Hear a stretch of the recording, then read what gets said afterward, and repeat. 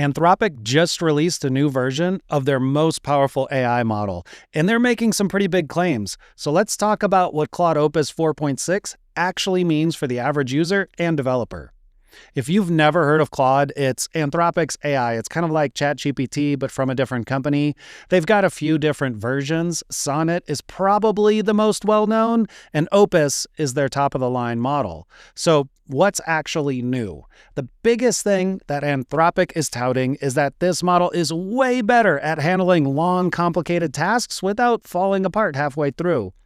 If you've ever been in the middle of a long conversation with AI and noticed that it starts forgetting what you're talking about, just loses the plot, that's what they say they've fixed. They've claimed that Opus 4.6 can now take in roughly 1 million tokens of context.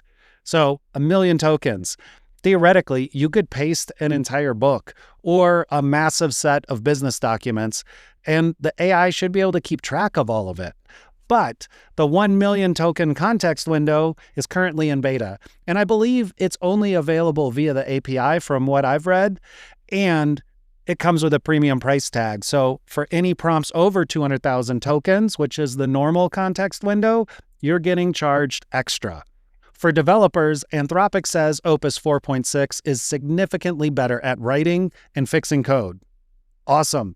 They claim it plans more carefully, it catches its own mistakes, and can work inside of larger projects without getting confused.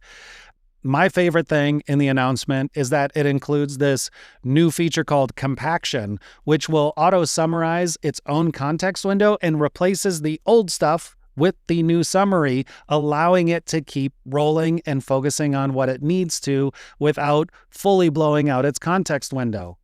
With this release of Opus 4.6, they're also rolling out a thing called Agent Teams in their coding tool, Claude Code.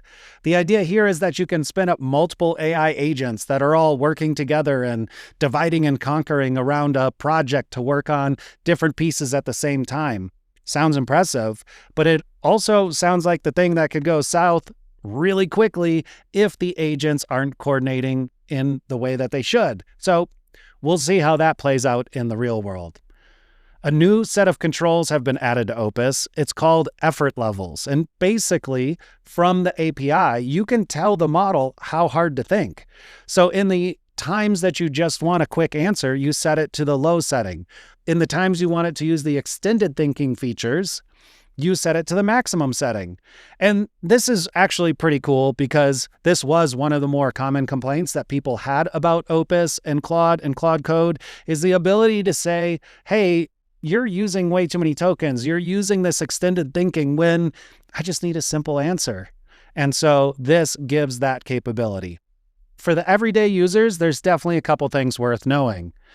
Anthropic says they've upgraded how Claude works inside of Excel. And so it should be better at crunching numbers and handling those messy spreadsheets or fixing formulas because it can see all the things inside of it now.